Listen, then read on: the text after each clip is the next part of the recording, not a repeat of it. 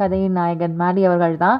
ஒரு அரை மணி நேரம் அவர்கிட்ட நம்ம பேசினோம்னா நமக்கு தெரியும் அவருக்கு சினிமா மேலே எவ்வளோ ஒரு அவ்வளோ கணக்கில்லாத ஒரு காதல் இருக்குது அப்படின்றத. ஒவ்வொரு ரோலும் அவர் பண்ணுறது வந்துட்டு மெனக்கெட்டு அதுக்காக வந்து நிறைய விஷயங்களை வந்து லேர்ன் பண்ணி அன்லேர்ன் பண்ணி ரொம்ப நிறைய எஃபர்ட்டோட பண்ணுற ஒரு பர்சனாலிட்டி. இன்றைக்கி நம்ம அவ்வளோ அவரை லவ் பண்ணுறோம் அப்படின்னா எல்லா காதலுக்கும் ரொம்ப டிசர்விங்கான ஒரு பர்சன் அப்படின்னு சொல்லலாம்.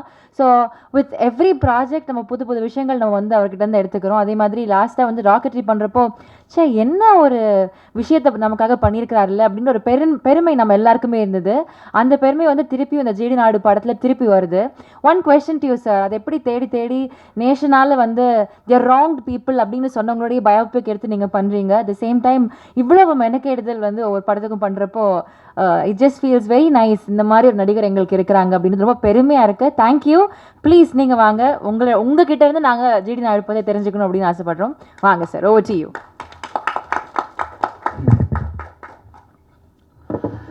அனைவருக்கும் வணக்கம். என்னோட ப்ரெஸ் மீடியா ஃப்ரெண்ட்ஸுக்கு ரொம்ப ரொம்ப நன்றி. நிறைய ட்ராமா நடக்கிற டயத்தில் நீங்கள் இங்கே வந்து இங்கே கூட இருக்கீங்க. Thank you so much. எங்கள் வாழ்க்கையில் எது ஒரு பெரிய ட்ராமாவாக இருக்குது. ஏன்னா இன்னும் 2 நாள் இந்த படம் ரிலீஸ் ஆக போகுது. அதுக்கு தான் பக்குன்னு நம்ம இருக்கோம். என்னோட டைரக்டர் வந்து இன்றைக்கி ஏற்கனவே அவர் பேசுனது கேட்டிருக்கீங்க. எவ்வளோ ஆர்வத்தோடு பேசுகிறார், எவ்வளோ இன்ஃபர்மேஷனோட பேசுகிறார் அப்படின்ட்டு. ஆனால் வெற்றி விழாவில் பேசுகிற பேச்சு இன்றைக்கே பேசிட்டார் அவர். ஸோ அதனால் நான் அந்த நன்றிங்கிறது தான் அந்த அப்புறம் தான் சொல்ல போகிறேன். ஏன்னா எனக்கு நல்ல ஞாபகம் இருக்குது. என் முதல் படம் முடிச்சப்புறம் மணி சார்கிட்ட போய் நான் ஒரு நல்ல இமெயில், அப்போ தான் இமெயில் புதுசாக வந்துருச்சு, அவருக்கு நான் இமெயில் எழுதினேன். இந்த படம் பெரிய ஹிட் ஆகிடுச்சு, எல்லோரும் நல்ல பேர் புகழெலாம் கிடச்சிருச்சு. ஸோ மனசில் இருக்கிறதெல்லாம் அப்படியே ஒப்பி எழுதி 2-3 பேஜுக்கு 2-3 சைடுக்கெல்லாம் அந்த இமெயில் அனுப்பிச்சு ரொம்ப நன்றிங்க. ஒரு ஒரு பெரிய ப்ரொடியூசரில் கூட தான் மகனுக்கு இந்த மாதிரி ஒரு இன்ட்ரடக்ஷன் கொடுக்க முடியாது அப்படின்னு நிறைய விஷயங்கள் எழுதினேன்.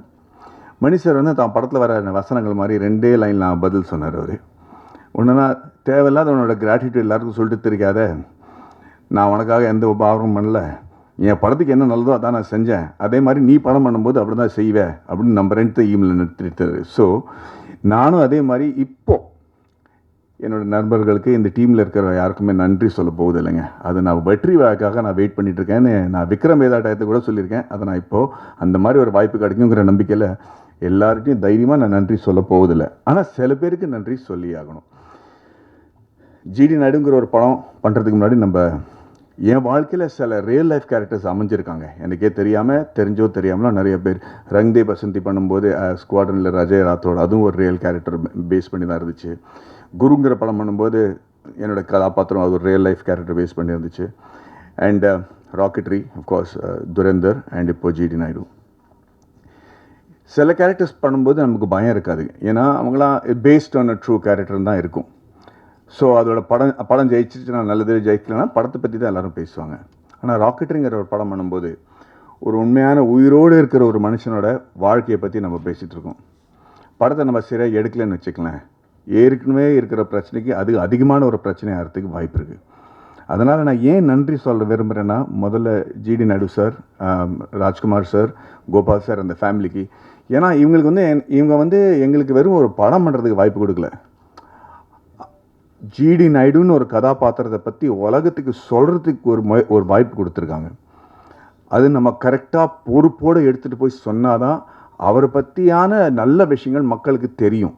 அந்த படத்தை நம்ம சொதப்பிட்டோன்னா அது வந்து பாதிக்கக்கூடிய லெவலில் இருக்கும். அதை நான் இப்போவே சொல்லிடுறேன். அதனால் அந்த பயத்துலேயும் அந்த மரியாதையோடையும் தான் எல்லாருமே இந்த படத்தில் வேலை செஞ்சுருக்காங்க.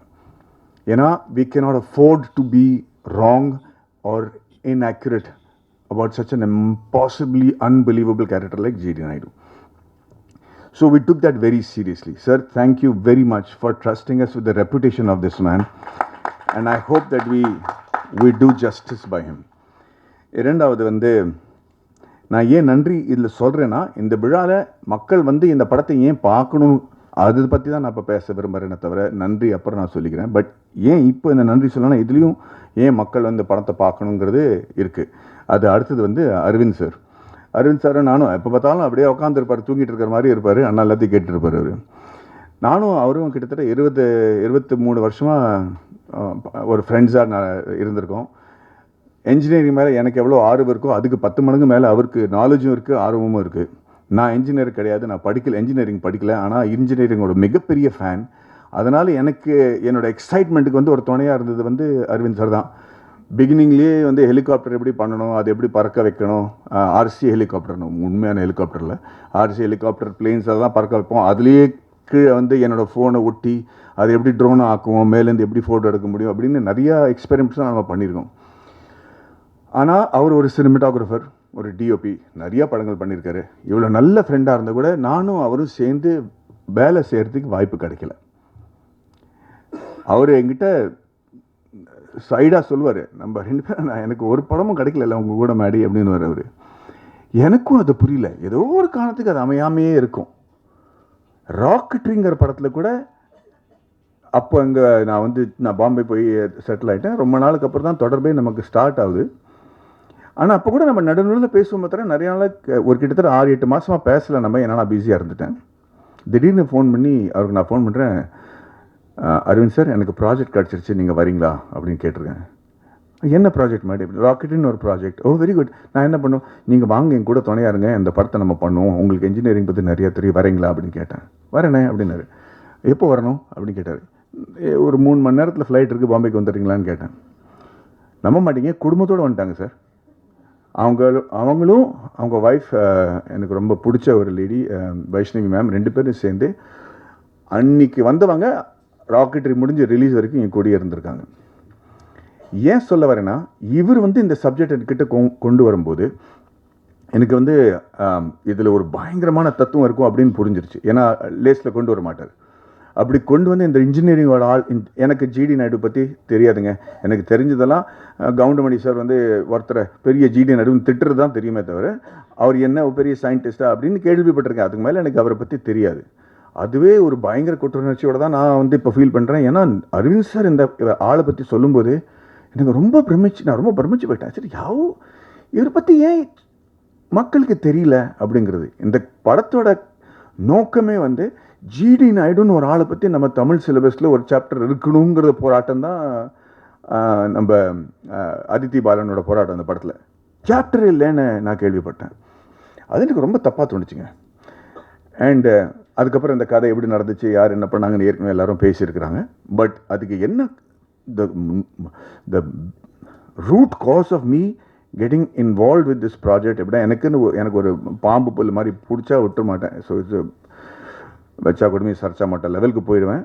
அதுதான் இந்த படத்தில் எனக்கு நடந்துச்சு. ஏன்னா அந்த கதை கேட்ட உடனே ரியலைஸ், இந்த ஆளை பற்றி ஏன் மக்களுக்கு தெரியல, ஏன் நம்ம இந்த மாதிரி ஒரு மிகப்பெரிய மேதையை நம்ம பொத்தி வச்சுருக்கோம், யாருக்குமே ஒன்றும் தெரியாது. சத்யராஜ் சார் சொன்ன மாதிரி வெளிநாட்டில் போய் ஒரு சின்ன பாறாங்கல்லுக்கு ஏதாவது ஒரு டிஸ்கிரிப்ஷன் கொடுத்து அதை ஒரு டூரிஸ்ட் அட்ராக்ஷன் ஆக்கி வச்சு கொண்டாடிடுவாங்க ஒரு கிராமத்தில். நம்ம போயிருக்கோம் நிறைய வாட்டி பார்த்து, என்னடா இதில் இந்த மாதிரி நம்ம நாட்டில் மூளைக்கு மேலே இருக்குது, இது இப்படி பெரிய டூரிஸ்ட் அட்ராக்ஷனாக பண்ணி வச்சுருக்காங்களே நம்ம நிறைய வாட்டி யோசிப்போம். ஆனால் இந்த மாதிரி ஆளுங்க நம்மக்கிட்ட இருக்காங்க, அவங்கள பற்றி தெரியாமல் இருக்கிறது ரொம்ப பெரிய விஷயம்.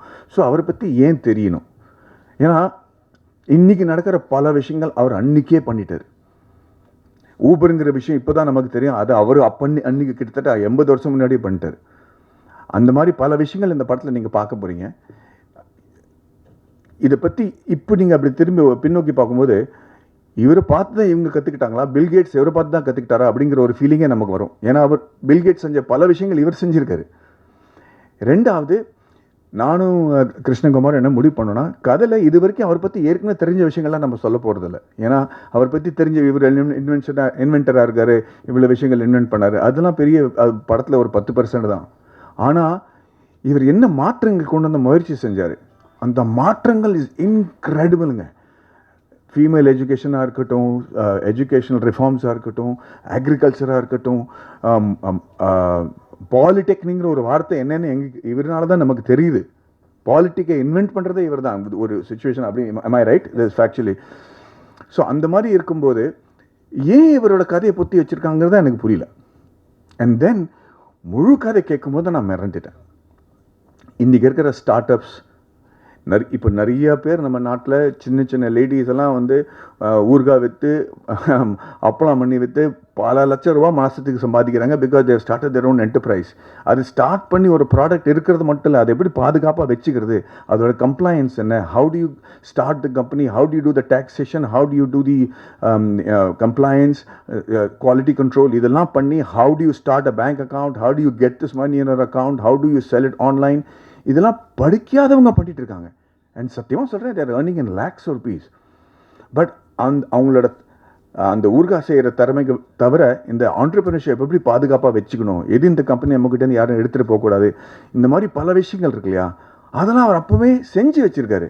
அண்ட் இன்றைக்கி ஜிடி நாயுடு நம்ம அன்றைக்கே கொண்டாட்டிருந்தோம்னு வச்சுங்களேன். அன்றைக்கி வந்து முதல்ல வெள்ளைக்காரங்க வந்து அவங்கள ஸ்டாப் பண்ணாங்க, அவருக்கு கிடைக்கக்கூடிய மரியாதை கொடுக்கல, அவங்களுக்கு கிடைக்கக்கூடிய அவர் சக்ஸஸ்ஃபுல் ஆகிறதுக்காக ஆனால் இந்த படத்தோட டேக்லைனே வந்து feared by the British and forgotten by his countryman. ஏன் ஃபியர் பண்ணாங்கிறது கூட நீங்கள் பார்க்கணும். ஏன்னா என்றைக்கும் அவர் பிரிட்டிஷ்காரன் முன்னாடி தலை குனியவே இல்லை.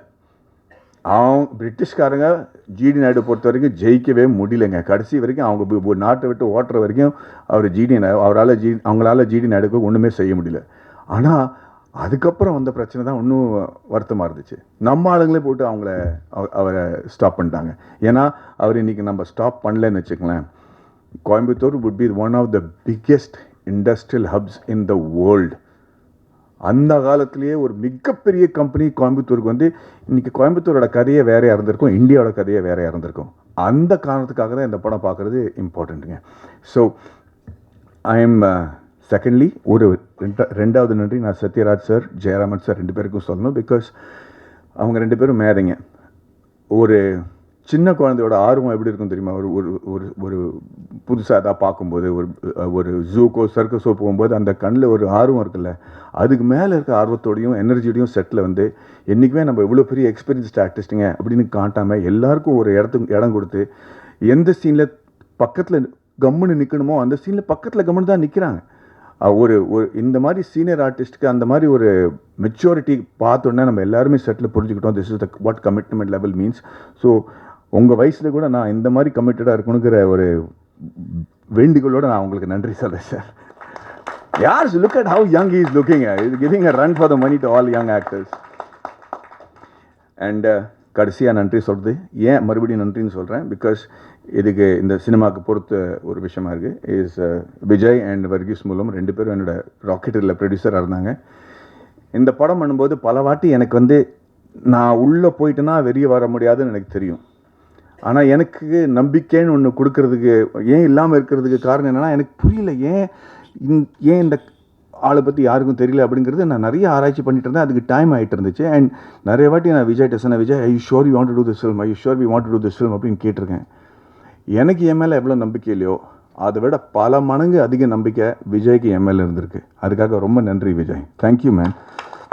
என்னை பற்றி என்னையே வந்து கற்றுக்க வச்சுட்டாரு. ஸோ ஐம் அண்ட் அதுக்கு காரணம், the reason I'm saying is, ஏன் இந்த படம் பண்ணக்கூடாதுன்னு நான் சொல்லிட்டு இருக்கிறதுக்கு காரணமே இதுதான். ஏன்னா ஏதோ ஒரு மனசில் நெடுகலாக இருந்துச்சு, ஏன் why is people not talking about him, and I just couldn't find the reason. I just do not know why we didn't celebrate him, and that was making me very insecure. And finally பாட்காஸ்ட்னு சொல்லிட்டு இருப்பார்ல நம்ம இயக்குனர், ஒரு he's become not just my director but a very close family மாதிரி. So அந்த மாதிரி prep இருக்கும்போது எந்த நடிகனாலையும் இல்லைன்னு சொல்ல முடியாது. ஸோ இந்த வாய்ப்பு எனக்கு கிடச்சதுக்கு நான் வந்து ரொம்ப பெருமைப்படுறேன். காந்தின்னு ஒரு படம் சொன்னால் நீங்கள் வந்து பென் கிங்ஸ்லி பற்றி தான் யோசிப்பீங்க. பிகாஸ் இல்லை நம்ம வந்து அன்றைக்கி நம்ம பேசிட்டு இருக்கோமோ வீரபாண்டிய கட்டபொம்மன்னா நமக்கு வந்து சிவாஜி கணேசன் சார் தான் ஞாபகம் வருவார். அது ஒரு பெருமையோட ஒரு பொறுப்பு கூட தான். So I hope that with GD Naidu I have done justice to one great legendary man and be my honour. Thank you very much. வணக்கம், நன்றி. 3 மணி நேரத்தில் படம் ஸ்டார்ட் ஆக போது, நீங்கள் சீக்கிரம் கிளம்பி போய் ஃபேமிலியோடு திருப்பி வந்துருங்க, படம் பாருங்கள் please. Thank you. Check. Thank you, sir. Thank you so much. We are calling the entire cast and crew for the group. Yes. So I request the entire cast and crew to please join on stage for a group picture. Okay, va? எடுத்து முடிச்சிடலாம். அடுத்த videos photos ஓகேங்களா? Okay. Photos ஓகேங்களா?